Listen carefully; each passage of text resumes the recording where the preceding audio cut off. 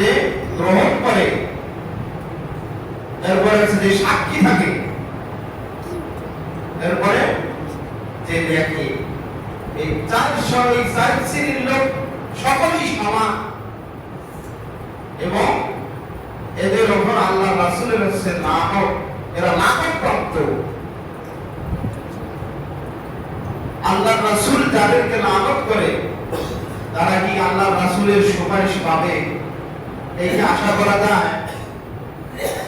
হ্যাঁ,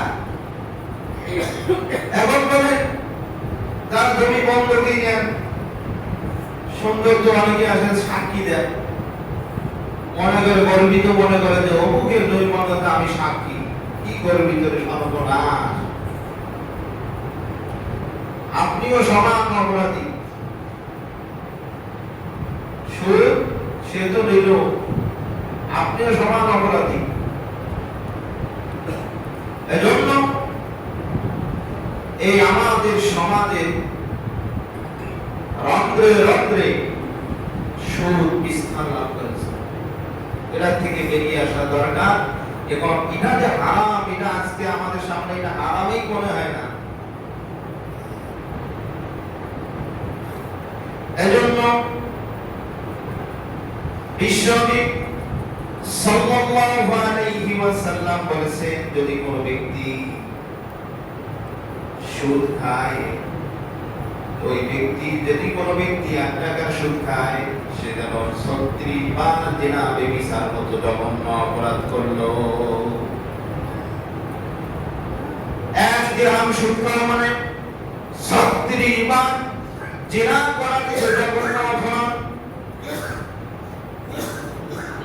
শুধু এটাই না, সুদের যে 70টা গুনাহ আছে, এই সুদের 70টা গুনার মধ্যে সর্বনিম্ন গুনাহ হলো নিজের মায়ের সাথে জিনা ব্যভিচার করা।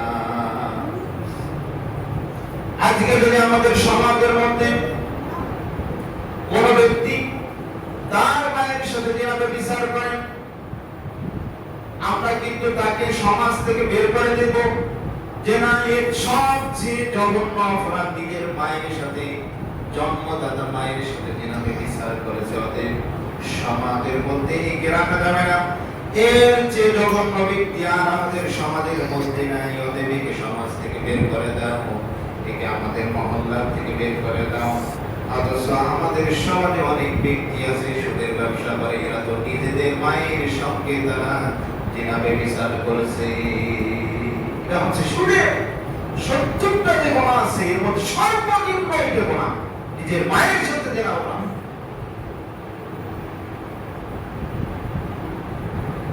এজন্য আল্লাহ তাআলা বলেন, ইয়া আইয়ুহাল্লাযীনা আমানুত্তাকুল্লাহা ওয়া যারু মা বাকিয়া মিনার রিবা। হে ঈমানদাররা, তোমরা আল্লাহ তাআলাকে ভয় করো।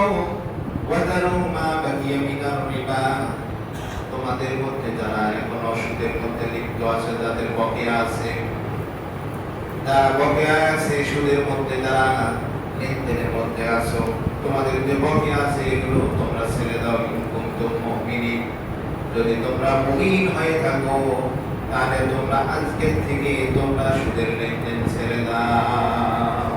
আজকে থেকে ছেড়ে দাও, তোমরা সুদের লেনদেন ছেড়ে দাও। যদি তোমরা মুমিন হয়ে থাকো, আর যদি মুমিন না হয় তাহলে দরকার নাই, আর পরে বলবো কবরে যাও কারণ নাই। বিশ্বনবী সাল্লাল্লাহু আলাইহি ওয়াসাল্লাম মেরাজের রাজনীতে তিনি এক গজের পাশ দিয়ে অতিক্রম করছিলেন। দেখলেন কিছু লোকের প্যান্টগুলো এত বড় বড়, যে বড় বড় হাড়গুলোর মতো পেট হয়েছে, আর পেটের ভিতরে স্পষ্ট সাপ আর বিচ্ছু দেখা যাচ্ছে। বিশ্বনবী তার সচক্ষে দেখেছেন সুরপুরের অবস্থা। বিশ্বনবী মেরাজের রজনীতে এই সমস্ত লোক দেখেছেন যাদের প্যান্টগুলো এত বড় হয়েছে, একটা করে বড় বড় ঘরের মতো একটা করে প্যান্ট, আর তার ভিতরের মধ্যে, প্যান্টের ভিতরের মধ্যে সাপ আর বিচ্ছু। বিশ্বনবী বললেন, এদের অবস্থা কেন এরকম? জিবরাইল আমিন বললেন এরা হচ্ছে আপনার উম্মতের ওই সমস্ত লোক যারা সুদ খেত। আরেক বর্ণনায় এসেছে বিশ্বনবী মিরাজের রজনীতে এটা দেখেছেন একটা লোক এবং কিছু লোক, একটা পুকুর আছে, সেটা রক্তের নদী বা পুকুর, সেখানে মাঝের মধ্যে একটা ব্যক্তি, আর ওই ব্যক্তি যখন হাবুডুবু খেতে খেতে কিনারায় চলে আসে, কিনারায় একটা ব্যক্তি সে পাথর নিয়ে দাঁড়িয়ে আছে। যখন ওই ব্যক্তি হাবুডুবু খেতে খেতে কিনারায় চলে আসে, এই সময় দাঁড়িয়ে আপনার পাড়ের মধ্যে দাঁড়িয়ে থাকা, ধারের মধ্যে দাঁড়িয়ে থাকা পাথর হাতে ওই ব্যক্তি তার মুখের মধ্যে এত জোরে লাথি মারে, এত জোরে ঢিল মারে, সে আবার মাঝপথে চলে যায়।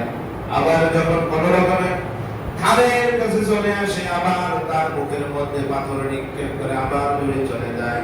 বিশ্বনবী বললেন এদের অবস্থা কেন এরকম? তখন জিবরাইল আমিন বললেন হলে এরা হচ্ছে সুদখোর, এরা হচ্ছে সুদখোর, তাই এদের অবস্থা হচ্ছে এরকম।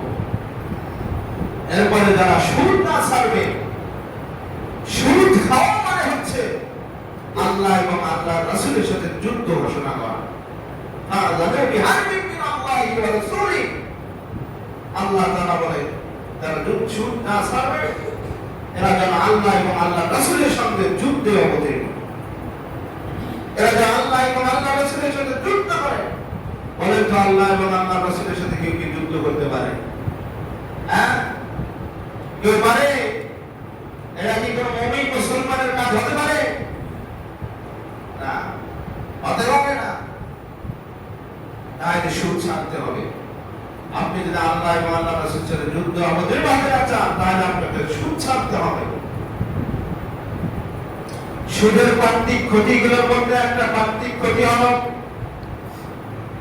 যারা সুদখোর, এই সুদখোরের দেখবেন এদের মধ্যে কোনো শান্তি নাই, কোনো শান্তি নাই। এরা হচ্ছে সবসময় অশান্তির মধ্যে থাকে। যদিও দেখা যায় মনে হয় অনেক শান্তিতে আছে, বা কত সুন্দর গাড়ি বাড়ি, এত সুন্দর রুম, এত সুন্দর ডেকোরেশন, বা কত চমৎকার মনে হয় আছে, কত শান্তিতে আছে, সুখে আছে। আসলে ভিতরে যদি খোঁজ নিয়ে দেখা যায় ওই ব্যক্তির মতো অশান্তি লোক মনে হয় আর এই জমির মধ্যে আর কেউ নাই। এত অশান্তি, এর পার্থিব ক্ষতি, অশান্তির মধ্যে থাকে। হয়তো তার বিবি কথা শোনে না, হয়তো তার ছেলে কথা শোনে না, মেয়ে কথা শোনে না, মেয়ে যায় এক পাশে, ছেলে যায় এক পাশে। দেখবেন যে কোনো ভাবে হোক ওই ব্যক্তি খুব পেরেশানির মধ্যে, টেনশনের মধ্যে থাকে। হাদিসের মধ্যে এসেছে যে সমাজের মধ্যে সুদ ছড়িয়ে পড়ে, ওই সমাজের মধ্যে ভীতি আর সন্ত্রাস সৃষ্টি না হয়ে থাকে না। যে সমাজের মধ্যে সুদ বিস্তার লাভ করে, রাসূল বলেন ওই সমাজের মধ্যে ভয় ভীতি এবং সন্ত্রাস সৃষ্টি না হয়ে থাকে না। দেখেন সন্ত্রাসী এটা বাড়ছে কিনা বাংলাদেশের মধ্যে? হ্যাঁ, বাড়ছে কিনা? মানুষের কোনো নিরাপত্তা নাই, কখন কি হয় না হয়, কারণ কি? কারণ হচ্ছে সুদ আমাদের সমাজে ছড়িয়ে পড়েছে। এটা আসলে হাদিস। সম্মানিত হাজিরিন, এজন্য যদি আপনি আপনার মায়ের সাথে জিনা না করতে চান, তাহলে সুদ ছেড়ে দেন। বলতে পারে হুজুর অভাব, কি করব? কি করব? অভাব চলতে তো পারে না, ইন্দ্রিয় সাথে সম্পৃক্ত হয়েছি, বিপদের মধ্যে পড়েছি। প্রায় এত বছর আগে আপনার এখন ছিল অভাব, এখন তো সুদের লেনদেন ব্যাপক আকার ধারণ করেছে। আগে তো এগুলো ছিল না, এতটা তো ছিল না। মানুষ তারপরেও তো তাদের জীবন পরিচালনা করেছে, কোনো অসুবিধা হয় না। আজকে কেউ সুদ খায় সুখে থাকার জন্য, আবার কেউ সুদ দেয় বিপদে পড়ে। এই দুই শ্রেণীর লোক। এক শ্রেণী হচ্ছে সুদ দেয় সুখে থাকার জন্য। দেখবেন প্রায় মানুষের ব্যাংকের মধ্যে লাখ লাখ কোটি কোটি টাকার লোনের মধ্যে প্রায় মানুষগুলো, বিশেষ করে যারা শিক্ষিত শ্রেণী, এরা দেখবেন ব্যাংকের সাথে লেনদেন, ব্যাংকের সাথে আপনার তারা লোভের সাথে সম্পৃক্ত। কেন কাজ করে? একটু বাড়ি করবে, গাড়ি করবে, ভালোভাবে থাকবে, এজন্য তারা এই লোভ করে। এটা যে একটা সুখ, তারা যে সুদের সাথে সম্পৃক্ত হলো, এরা বুঝিয়াও বোঝে না। কিন্তু এখন তো বুঝবে না, বুঝবে শেষ সময় যখন বুঝবে তখন কিন্তু আর কোনো উপায় থাকবে না, সেদিন আর উপায় থাকবে না,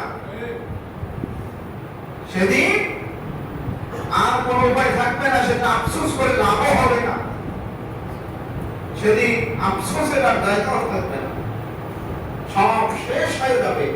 তারপরে সে বুঝতে পারবে বুঝিয়াও কোনো লাভ হবে না। এজন্য আসুন, যারা সুদ এই ব্যবসার মধ্যে সম্পৃক্ত আছে, আমাদের মধ্যে যারা মানুষকে এভাবে ঠকিয়ে মানুষকে নিষ্পেষিত করে, যারা কোটিপতি হচ্ছে, যারা লাখপতি হচ্ছে, এগুলো লাখপতি কোটিপতির উপর ধুল মারিয়ে সম্পদ হারাম। আপনার এই হারাম টাকা সুদী ব্যবসা অনেকে আছে, সুদের সাথে সম্পৃক্ত। পান সুদ করে সে নামাজ পড়ে, তোমার নামাজ করে লাভটা হবে কি? রাসূলের হাদিস, লা ইয়াদখুলুল জান্নাতা তাসাদুক ওয়ালিয়া বিল হারাম, যারা রক্তবান সাহাবার দ্বারা তৈরি, ওই ব্যক্তি কখনো জান্নাতের মধ্যে যাবে না। হ্যাঁ, আল্লাহ তাআলা বলেন, ইন্নাল্লাহা তাইয়্যিবুন, আমি হচ্ছে পবিত্র, লা ইয়াকবালু তাইয়্যিবা, আমি পবিত্র ছাড়া কখনো অপবিত্রকে গ্রহণ করি না। তুমি সুদের ব্যবসা করে রক্ত মাংস তৈরি করে এসে নামাজ পড়বে, আল্লাহকে ডাকবে, আল্লাহ সাড়া দেবে, তোমার ওই অপবিত্র মুখের ডাকে আল্লাহ তোমাকে সাড়া দেবে না। তোমার ওই অপবিত্র দেহের দ্বারা ইবাদত করে আল্লাহ তোমাকে এই ইবাদত কবুল করবে না। এজন্য আসুন, আমি বড় অনুরোধ করি, যারা ঈশ্বরের সাথে সম্পৃক্ত আছে বের হয়ে যায়, যত তাড়াতাড়ি, যত সম্ভব তাড়াতাড়ি এই জঘন্যতম পাপ থেকে বের হয়ে যায়। তাহলে কবে জানি আল্লাহর গজব আমাদের উপর এসে চেপে বসে। আল্লাহ রাব্বুল আলামিন সকলকে সুদী লেনদেন থেকে, সকলকে সম্পৃক্ত সুদী লেনদেন থেকে সকলকে হেফাজত করুন। সকলকে আল্লাহুম্মা আমিন। যারা সুন্নাত নামাজ পড়ে, যারা সুন্নাত নামাজ